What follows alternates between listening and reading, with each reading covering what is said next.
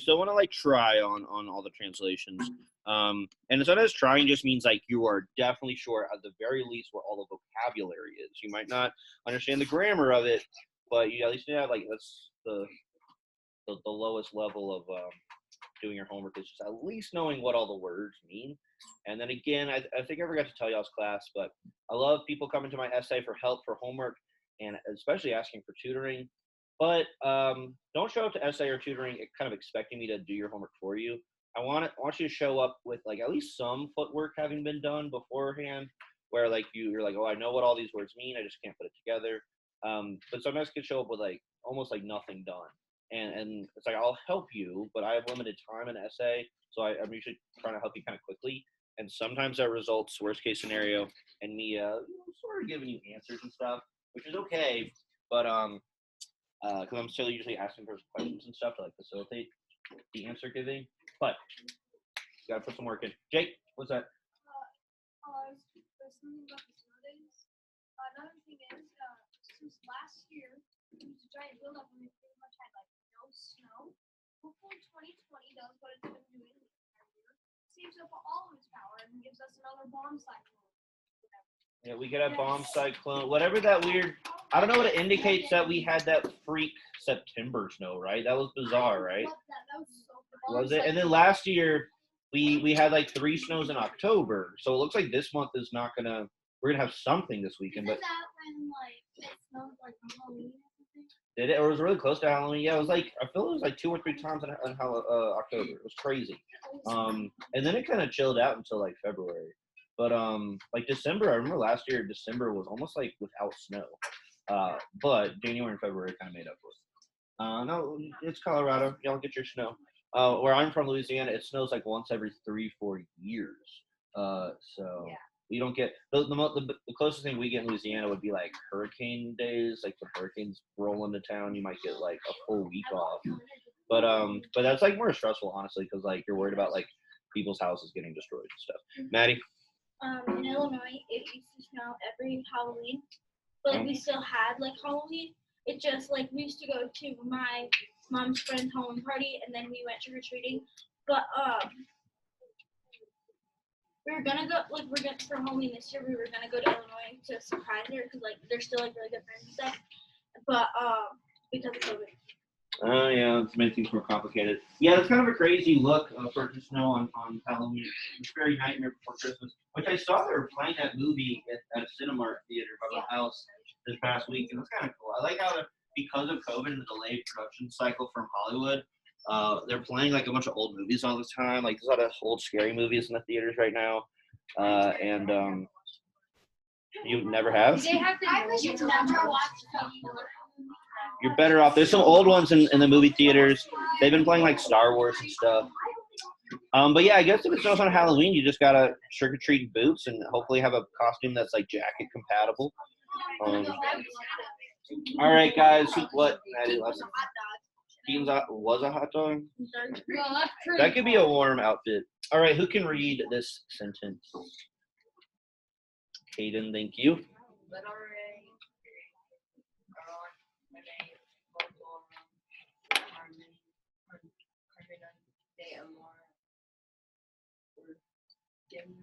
Good. Puerorumque, and I have an O there. I'll fix it now, I guess. I fix it eventually on a later slide, but I guess I should probably fix it on every single slide.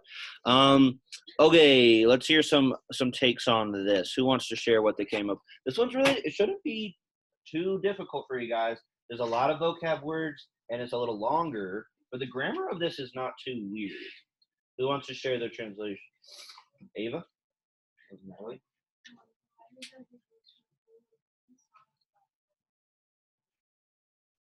Very good. The only issues I think were like number issues. But what are that? By that I mean be careful with, in terms of like if your nouns are singular or plural. But that would be the only issue. So that's good. Natalie, what'd you get?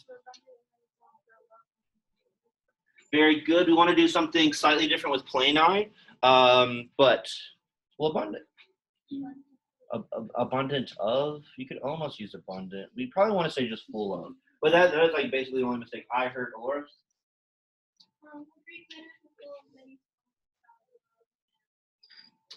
Close. They deal about the love of maidens and boys. These are actually plural genitives, which we'll get to. Jake? I got Greek literature is full of songs about love, women, and children. Close. We don't have children, but you're close. Kylie? So I got Greek letters are full of many songs about love. Very good. I wonder where y'all getting. Oh, yeah. Y'all are thinking this is like a triple, like compound object. It's the love. This is hard because this is our new third declension genitive, and this is our big whole second declension genitive plural. But these two things are possessive of amora, so it's like the love of maidens and boys. It's a very it's like a Valentine's Day kind of sentence, I guess. It's kind of corny. I would have had y'all skip this if I don't know. I would have had y'all do like 2 through 6. Anyway, Danny? The Greek letters are full of many songs about the love of maidens. Perfect. That sounds exactly right. All right, let's kind of work our way around and deconstruct the grammar of it one word at a time. Since Laura did great with her translation, I'll actually start with Caitlin today. I like to start in that back corner and snake my way around the classroom. What do you think the subject of this sentence is, Caitlin?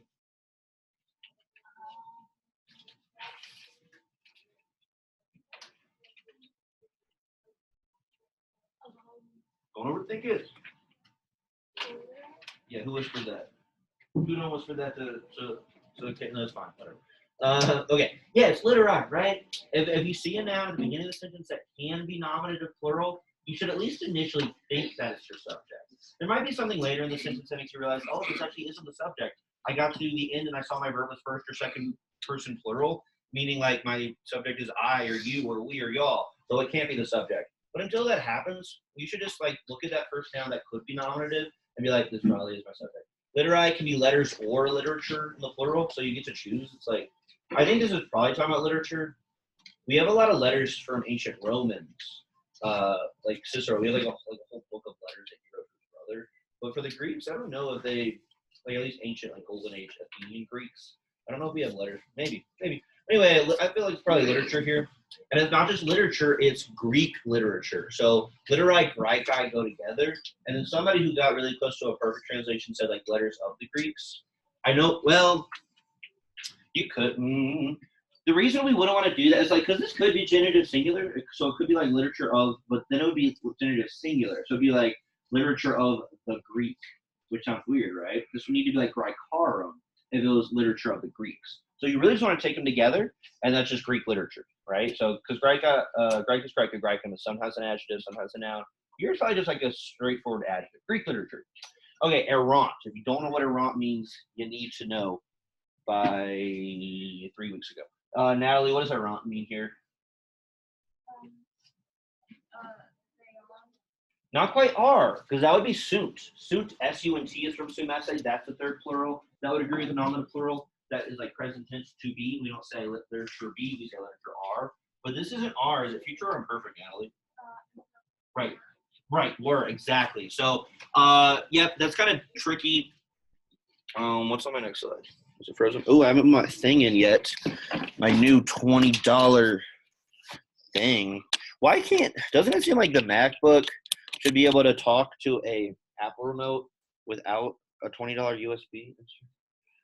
It already has like a better remote than I do that like didn't need anything and like also has a laser light. But I got the MacBook remote because I'm a noob. I'm an Apple noob. All right, Greek literature word. Okay, so it's from the imperfect of sum esse, right? Hopefully we're kind of getting used to sum esse in the present. Sum ss, I am, you are, it is. Sumus est is sunt. We are, y'all are there. And then when it shifts over to imperfect or future, the stem becomes er. So anytime you see this verb that's starting with er, that is the future or imperfect of sum esse. And if you're seeing a is after that r, it's imperfect. If you're saying o, i's, and u's, it's future. Right? I say this pretty much every class, and I even hear how not effective of a rule that sounds. Or I can't even talk in the morning. I hear how that sounds. Like it doesn't sound like a good rule that I think you guys are able to remember well. So that's the rule. Looking for A's after R's or B's. All I's and U's after R's and B's for future. Okay, so it's work. We want to go with work because we wouldn't say literature was.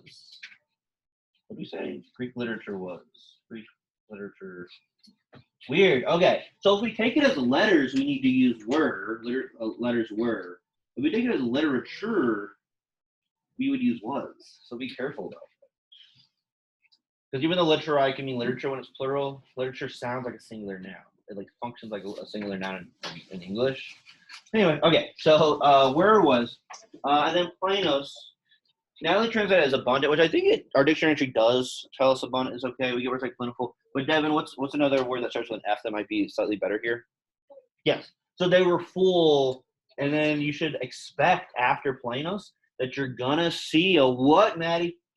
What case is multorum and carminum actually? This is hard. So like multorum has a good old first and second declension ending, but carminum actually has the same ending. It's just in the third declension form. You're not sure? I think you do know. You should think about it a little harder. But Ava and Danny, what do y'all think? Right. So they're both these genitives. So this is the second declension genitive that you should like be used to right now. So it's full of. That's where the of is coming from. The fact that the next two words are genitive of many songs or poems. Poems is probably a little more correct here. So yep, that's that third declension genitive plural that I do not like, right? But the reason it shouldn't be too hard for us to identify it is because it's right next to a genitive adjective that we should be pretty used to at this one. All right. So full of many poems, and there are poems about or from things. I guess poems could be from things, but here I think we're talking about what they're about. So they're about. What does amora mean, John? Yeah, in what case is it if it's third declension that E there? I think this is how it looks in Italian. It just like always has just like an E ending like this in the Italian word. Huh? No, what case actually, Richard? Yes, exactly. It's this ablative right here. Ablative singular ending really likes this E ending, or singular vowels in general, and third declension that's an E. Good, very good. And the next two words are genitive plural. Who wants to read number 2? Carson? Sabone, cross, literas, regni, regni. Good. So what part of speech are we starting with here? That first word, is it a noun, a verb, an adjective? That be a verb. It is. Do you have a question? Yes. And so maybe Carson already knows, but Grace, what tense is da bunt net? Remember, we just kind of dropped the net, which means that's a question. Is it imperfect? Not right, because it's the B-U-N-T ending that makes us think of our futuristic bunch cake meme. That doesn't make any sense. And so what person and number is it, Carson, or Antonio, or Nelius? Is it first, second, or third person? Remember, you kind of want to think about it without this ending. That's just going to confuse us. First, second, or third person? Yeah, singular or plural? Good. So we would want a nominative plural subject, but I'm just kind of scanning right now, and I don't know if I'm seeing one. I guess this could be queens, and that could be the subject, but we know AE could be a bunch of things. So what's the pronoun, Carson or David, that we would use for a third person plural verb if we don't have a nominative subject? I, you, it, we, all, or they? What do you think? Third plural, right? We have them written very, very small. Kaylin? Yeah, we would use they. So just for now, maybe let's think about it as they. And then we don't start questions in English with the subject. We want to start with like a verb or a helping verb. And so what would the helping verb be that we would start with, Riley, if it's future tense? Was, were, will.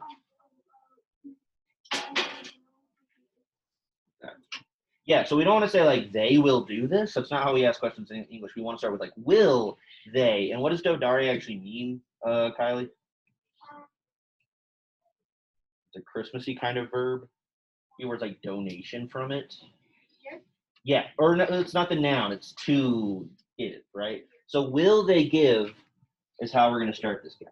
Yeah, it almost doesn't even look like it's coming from dodari with that long end. but it's like a verb with a tiny little stem, just like 2 letters long. Cross just means tomorrow, so we can put that anywhere in the translation. And then what case is literos, Danny or Ava? Yeah, if it's accusative, Danny, what kind of object is it?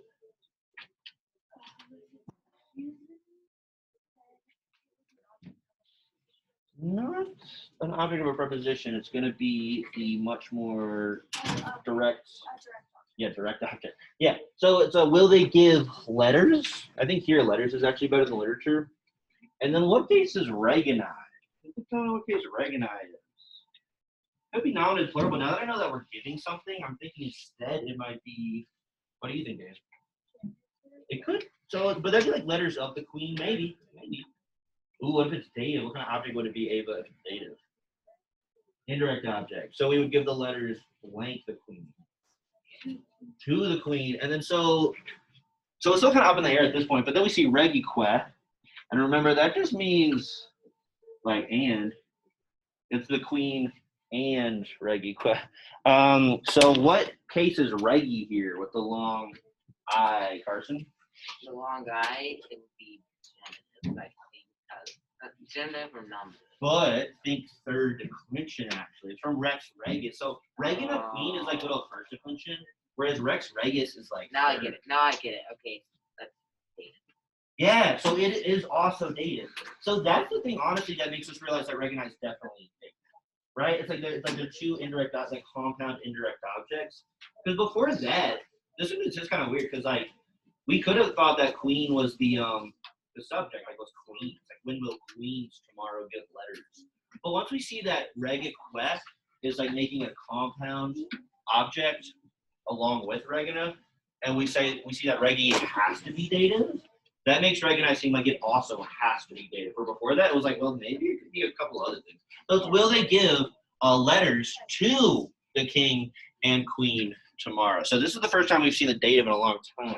We've only seen this blue color coding, and when I like make like future tense endings light blue. But here's our good old actual dative ending. And there's ways to do this without too. Honestly, we can say when will they give the king and queen letters? That's a way to structure it where we don't even need the preposition to. But yeah, letters is a direct object. Any questions on this one? Any questions? Maddie? Oh, I just wanted to say, did anybody else be scared thinking that they were in trouble? Yes. No, I didn't because I was actually quiet for a while. I didn't even know she was. Yeah, Danny didn't even know because she was focused.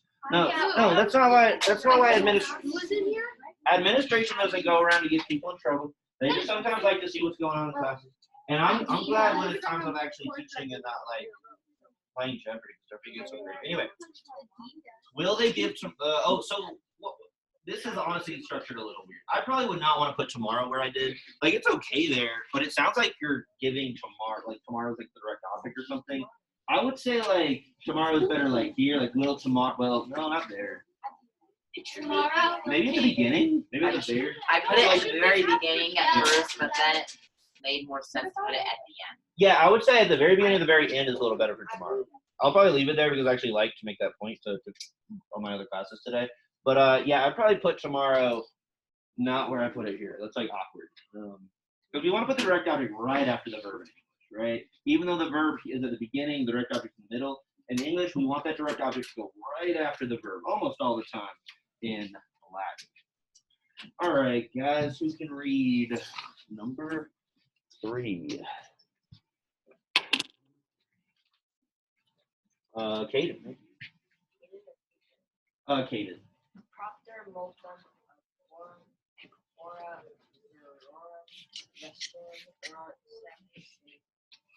Good. Who wants to share their translations of this one? Where's my weird towel thing? Weird what? Oh no.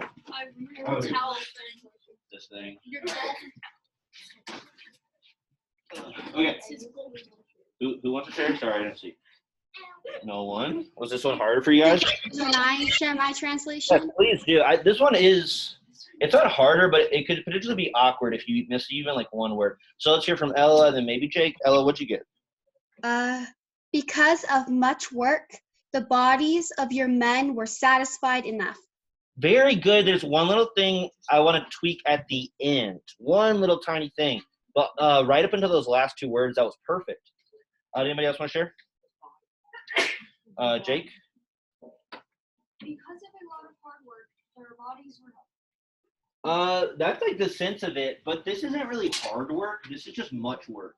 So yeah, like hard work is like basically what it means, but we want to be like a little more like specific and literal. Kylie? Because of a lot of hard work, the bodies of men.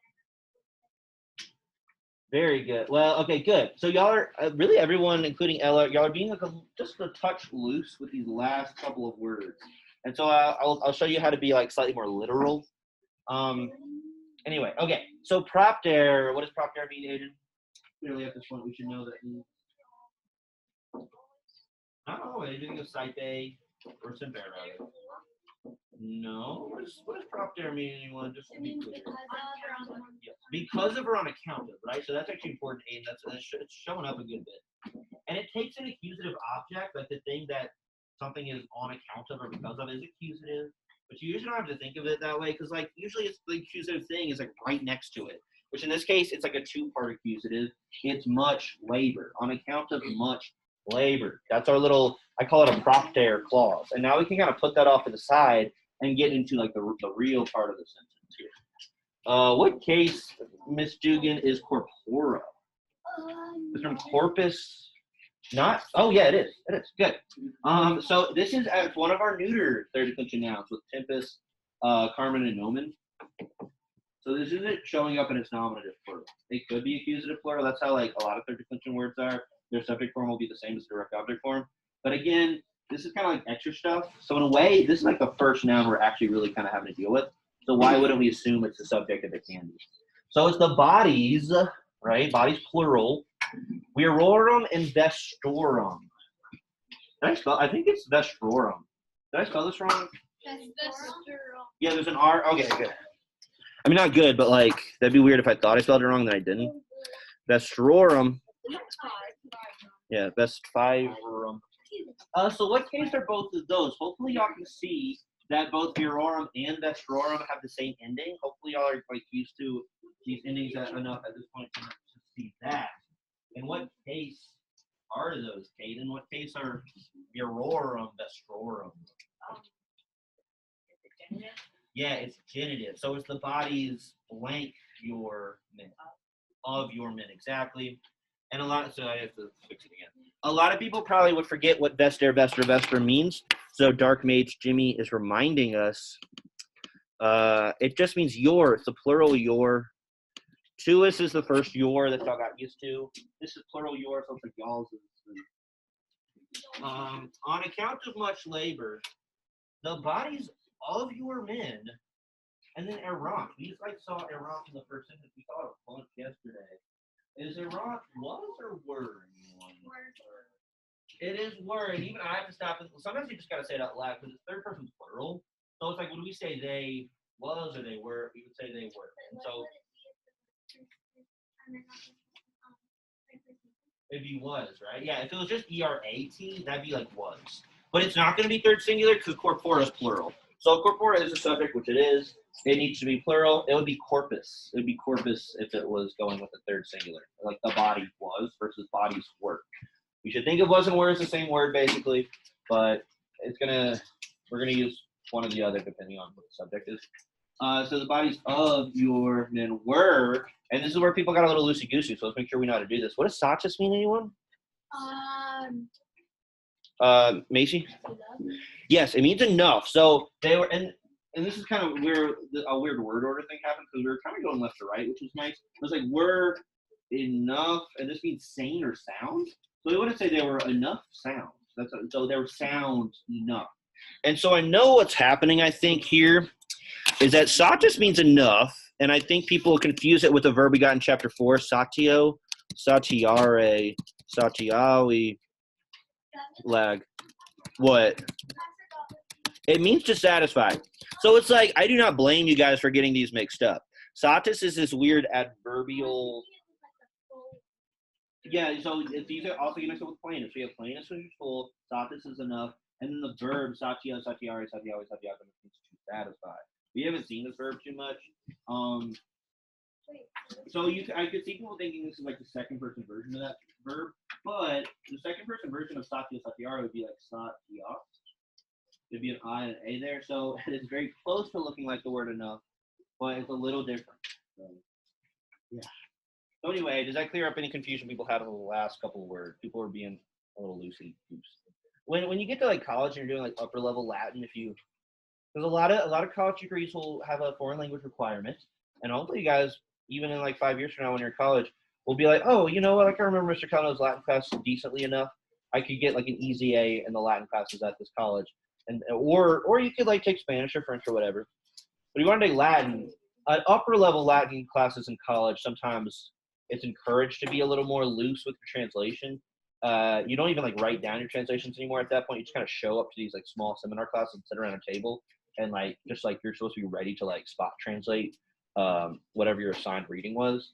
And at that point, you get a little more loose. But at this level right now, we want to be a little more literal, and that just means like more, almost like we want our brains to be like a Google Translate that actually works. Of course, Google Translate does not actually work, but it's like what I mean by that is like we want to translate it as though we're using like a dictionary. We're not really being like creative too much. You can be a little creative with the translation, right? But like Emily Wilson, the first woman to ever translate the Odyssey from ancient Greek, she had to make a lot of creative choices when she translated it. Like someone doing that isn't being like super straightforward. Like they're making certain choices and being kind of loose and creative in certain spots. Devin? what's the sound So you know when people say like somebody is sound of mind, like their mind or their body is very sound, or do you not know what that? Have you not heard that? It's kind of an old, no. It's like sleeping sound. So yeah, that's the way we use sound as an adjective. This is confusing. It's kind of an old-timey way of talking, but it's like I don't know. I'm thinking of something like in the Captain America movie. They're probably like, "Son, if you want to enlist in the army, you got to be sound of mind and body," which just means like you need to have like a good head on your shoulders and like I guess like physically capable as well. But yeah, it's not something we say too much anymore. Sonus is often sane, but saying a body is sane is definitely wrong. Whereas saying a body is sound is like that actually makes sense, at least to old people. Maybe you guys haven't heard that enough to like know that that's a thing that people say, but it is. It's just weird. All right, who can read number 4?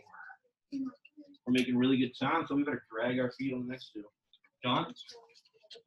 Foreign post tempora mala et propter insidious Patros magna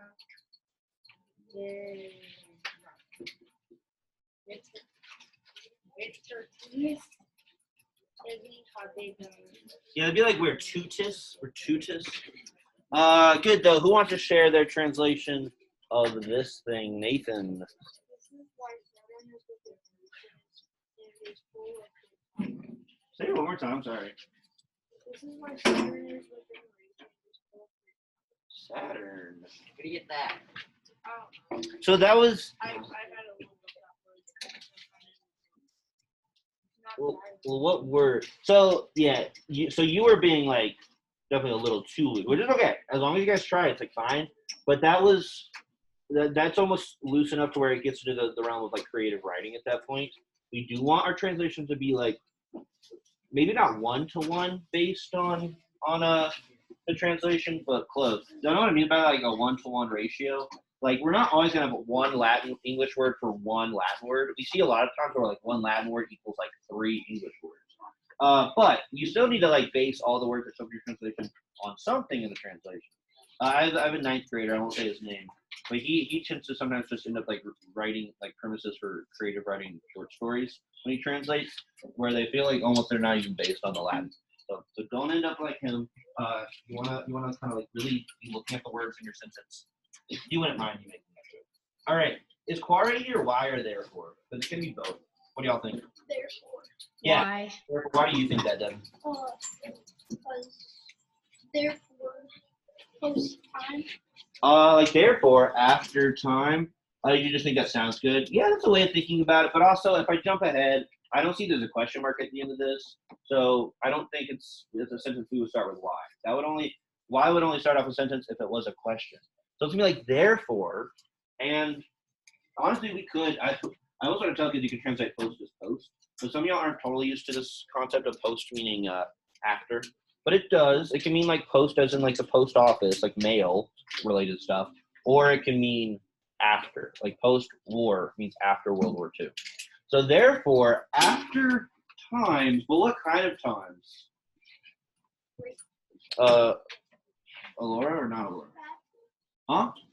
Yes, right. So bonus is good, malus is bad, like maleficent, malevolent, malnourished, etc. So after bad times, post just like propter takes an accusative object, not an ablative one, weirdly, like the rest of our prepositions do.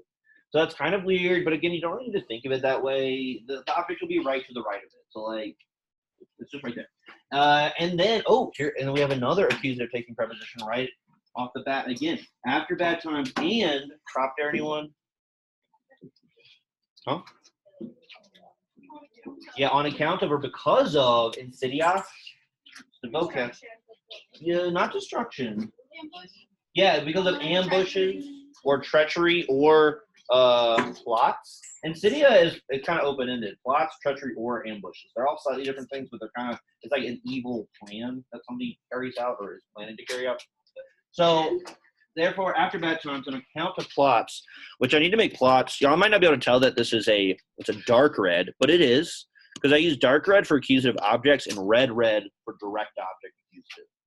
So we have two in a row, both of our prepositions that take accusatives, post and propter. So kind of interesting. And then I run into palkos, and that's like weird. What case is palkos? Palkos is an adjective that means few. And its case would probably confuse me a lot if I was a student. Anyone? Help us. I want you to really know what this OS ending means. It's come up a little bit recently. I feel like people don't know it quite well enough. Natalie?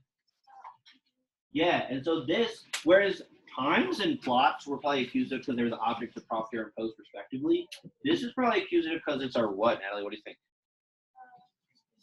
Yeah, maybe that's a direct object, which is kind of weird. Okay, because it's an adjective for one thing. It doesn't have a buddy. It's not going with any noun around it. But like few, it just means few, and that's going to be your direct object. So let's see how that works. Magni virtutis. What case are those? What if I told you those went together? What case could both of them be, even if they're from totally different declensions? Anyone? Virtutis is from vertus virtutis. Natalie? Good. So their genitive, which is weird. So it's like few of great what? Few of great. Anyone out loud? Yeah, virtue. So I'm so confused at this point. Excuse me? Yes. You, John, Enos, Yes. you sent it to the office. Okay. And so Ibby is there, and on account of plots, few of great virtue there. Who knows where we should put there? And then, okay, now I see we're cooking with oil. Habe Bamas is what person in number? Maddie Fisher. Is it first, second, or third person? Singular, plural. So our subject is what? I, you, it, we, y'all, or they? Yes, very good. So now things start to make sense. I was like, oh, it's weird that we got a direct object so early, but okay, I see. It's because it's one of those sentences where the verb is first person plural, and the subject is just like living inside of the verb ending. So it's we. Now what tense is it? Nathan or Grace? Is it imperfect or future? Imperfect. Good, because the A, right? We see the A after the B. So it's not that we present tense have. It's not we will have future tense. It's we, what do you think? We're having. So we're having's great. That sounds a touch awkward to me. It's correct. But what would be a little better than we're having? Anyone? Devin? Perfect. Yeah, I love that. If Aiden, is that what you're going to say too? So it's like, so we had or we're having few direct object of great virtue there. I need to make few red. Any questions on this one? So this is like, by just a hair, this is definitely the most complicated one. It's weird. The ones we did in class on Monday, 6 through 10, they were all easier than 1 through 5. If I did this week again, I probably would have had you guys do 6 through 10 for homework. and we would have done these in class because these were just like definitely harder. I think the textbook writer by the end of this was like a little worn out, and so he was making more simple but actually better sentences, 6 or 10. Whereas 1 through 5, some of these are like they're really long and kind of hard. Yeah. So from now on, you're gonna get one. No, just for next week. Just because next week is a weird 3-day, I'll give you something on Monday to do for Tuesday. It'll be like the only time that happens. Yeah, it will. Maybe a little less. Maybe it'll be like 4 translations instead of 5. Maybe 3. I'm really nice at it. Maybe 0. Maybe -3. Maybe I'll do 3 sentences for you. You guys will do nothing. Okay. No, I don't know. So no, it might not just be next week. It'll be anytime. So that's the one thing with snow days. Sometimes snow days make a week short unexpectedly, and those are other weeks where maybe you would have a 1-day turnaround. But I am mostly committed to a 2-night turnaround for homework. Do kids actually utilize that first night? Not often, but Macy does, and I know some kids do. So, all right, is this the last one? All right, who wants to read it? Caitlin.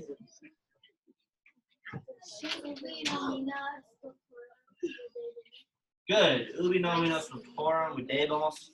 All right. Let's share some translations. We didn't get a translation for the last one. Carson. Where do we call the foolish man? The foolish neighbor. Whatever. Close, but you got Video mixed up with Boko Bakare. Oh wait. Wait. Where do we see? Yeah, Sorry. see. I have really like call down there. So you're close. You're closer now. Natalie's closer now.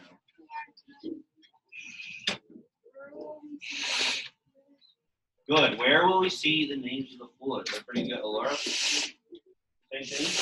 Yeah, so for this one, since it's just 4 words in Latin, well, that's not really the reason why, honestly, but there's only like 1 or 2 things we could do with this. It's not too open-ended like some of the other ones. What do you get though, Kylie? Where will we see the names Of fools? I actually like that. So if you say of the foolish or of fools, that's actually kind of good. Jake? Exact same thing. So Ubi is where. Dark made Jimmy's reminding us of that. So it's a question that we start off with where. And then we see something about names. This is the plural of names. Probably not the plural. It could be a direct object. But we might not even have a direct object. Since it's, oh, wait.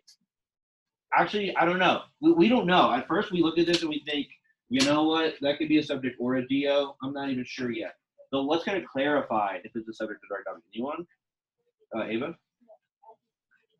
Oh, the verb? Exactly. Very good. Because it's first plural, so the subject is what? Right.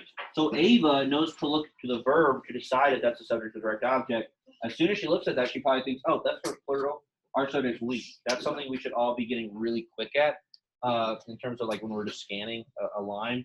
If we see must, we should think the subject is we. Like that should be like a really quick kind of reaction we have to that. So it's where we, but that's not how we started questioning. It's not like, where are we going to see something? No, it's where, what? What tense is vide bimus? Riley, is vide bimus future or imperfect? Vide bimus with an I. Good. Because it's an I, if it was bombus, it'd be like, where were we seeing? But it's going to be where, good. Where will we see? And so now we know, since the subject is I, we know no one is not a subject. It's a direct object, so that's going to come after the verb. Where will we see the names? And not just the names, but the names. What case is stultorum? Aiden, what case is stultorum?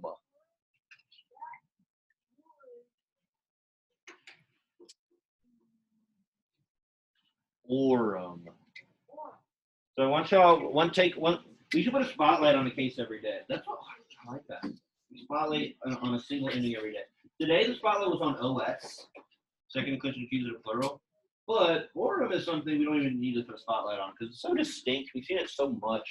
It is what? Anyone out loud? Genitive plural. So it's the names of the foolish. And this is slightly loose. If you want to treat the foolish almost like it's a noun, like Kylie or Jake apparently did, and you say of the fools, that's cool actually. Because that's what he means, right? Foolish people. Well, we can just say foolish and leave it there. But if you want to like make it clear that it's like people that are foolish, you could just say fools, and that's fine. All right, so if I choose this one for the test on Friday, I would maybe ask about the tense of vide bimus, It's first person plural, future tense. First person plural number, future tense. One thing you'll know that I'll be asking about are the cases of third declension nouns, which should be easy for you because you can use your third declension noun chart. But if I underline nomina, I'd say, what's the case? And you wouldn't say nominative plural, you'd say accusative plural. So I think that this one, that is, I guarantee, a place where a lot of people are going to mess up. They're going to say nomina is nominative plural, actually accusative plural, okay? So if I pick this one, which I might, that is accusative plural direct object, not nominative plural. The subject is we, so it can't be nominative person. And we need a we after will. Where we'll see. Yes, we do. It says where will. No, that looks perfect to me. No, yeah, thank you. I'm not even noticing some of these things. So it's where will we see, to be clear.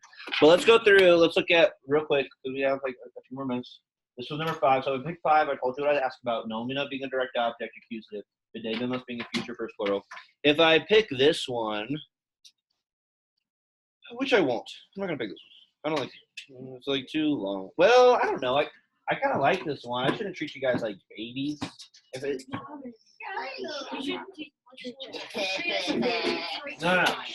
Guys, if I pick this one, you know what? I wouldn't ask about tempora or insidious. I would ask about virtutus, though, and that is genitive. So you'd have to look at that. Oh, third declension infant, I asked that's genitive. So a lot of this is just you remembering the translation and then knowing how to use your noun chart.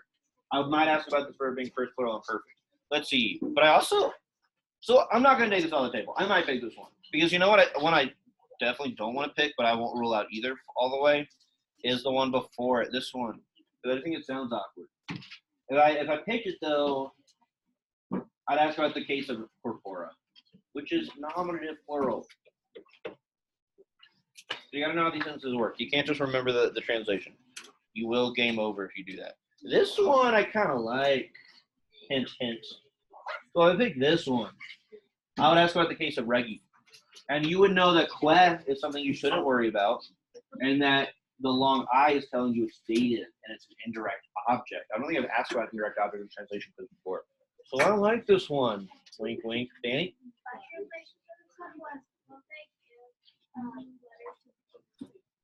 That's perfect. Again, tomorrow is so I actually like the idea of me doing it.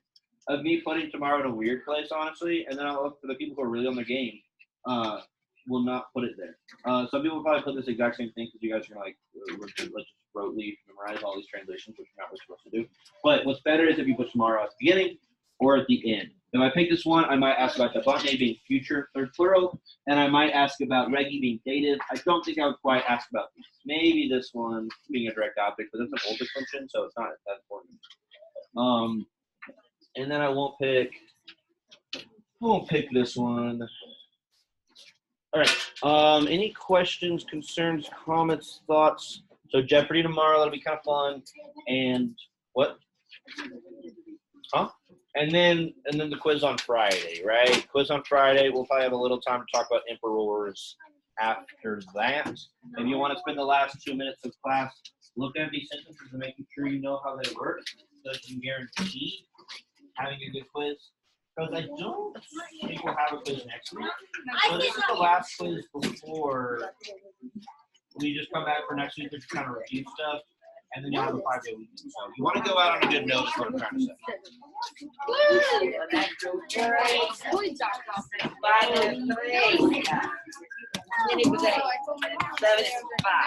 Yeah,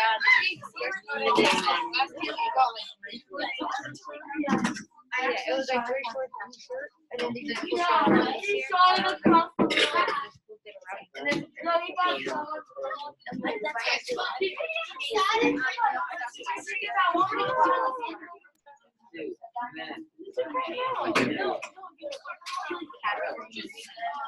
oh, no, I'm sorry. Let me repay you more.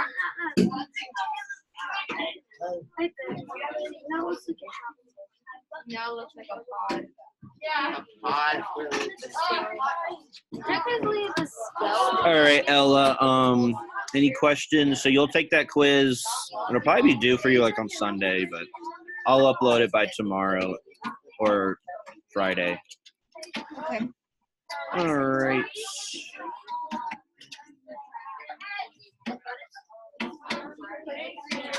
you did good on those.